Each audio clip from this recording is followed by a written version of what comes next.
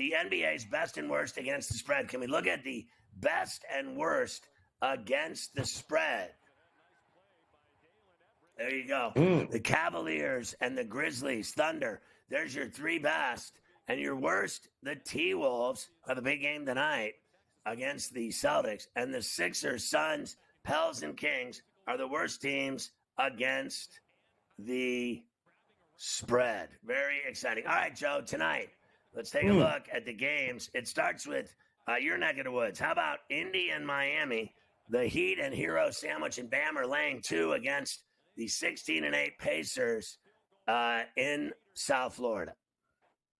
Yeah, I mean, Miami is still a team in flux, isn't it, Scotty? We're all still trying to figure out what Jimmy's doing. Is he staying? Is he going? But we've actually seen some pretty big efforts from Miami as of late here over the last couple of games at Houston. And then, of course, they beat pretty easily New Orleans last night. So the Pacers, it feels like this is a game, Scotty, where we might get a lot more points than usual here. I think it's bombs away time for Miami. A lot of threes going to be here. I think the over is not a bad look. You know, the Pacers are going to get out and run, Scotty, if they can. I think they want to against this Miami Heat team. So it wouldn't shock me at all if this thing lands over the 225, 224 and a half. Hold on a second. Mavi is talking to me in my ear. The podcasts are available on iTunes, you idiot. Okay. It's not Instagram, it's iTunes.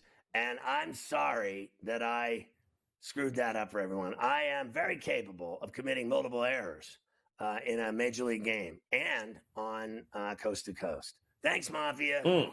Miserable. All right, Boston and Minnesota on TNT. The early game at 7:30 at the Target. Of course, they've drubbed this up as Tatum against Ann Edwards. It's actually the number 2 seed in the East against the number 8 seed in the West. And it's Minnesota getting 4.5 at home on TNT. This just feels like the kind of spot in which the Celtics are going to handle their business. I wouldn't mind looking at the under either, Scotty. The Celtics much better defensively on the road than they have been at home here. And we know the Timberwolves' recipe for success. It's all about limiting what the other team can do, especially from outside. If they play defense, they got a shot in this one. But I know the Celtics can bring the defense themselves.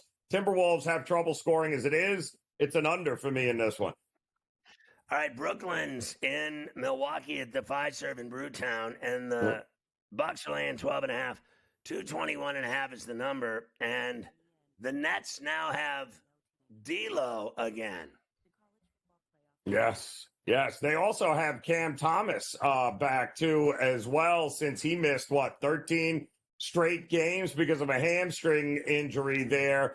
He returned last game against the Magic, only logged about 22, 23 minutes, and he still scored 25 points. So this is a different Nets team. When Cam Thomas is healthy and is able to play, Scotty, you got to like him, I think, in this spot now, his second game back. That's the way I would look here. Give me the Nets to keep this thing close.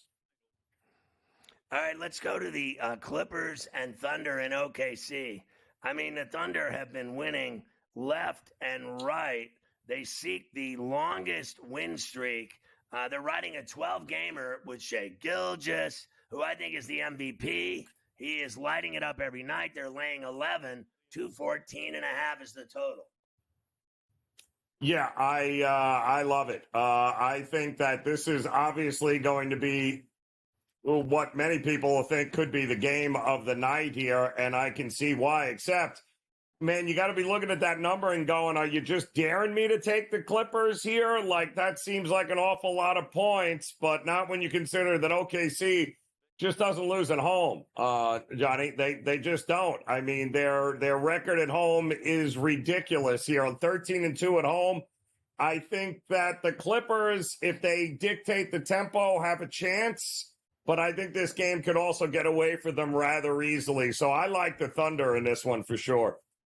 Phillies at Golden State in the nightcap on TNT. What could be worse? Dubs are laying 3.5. 214.5 is the total of the chase in the city. By the bay, in the way.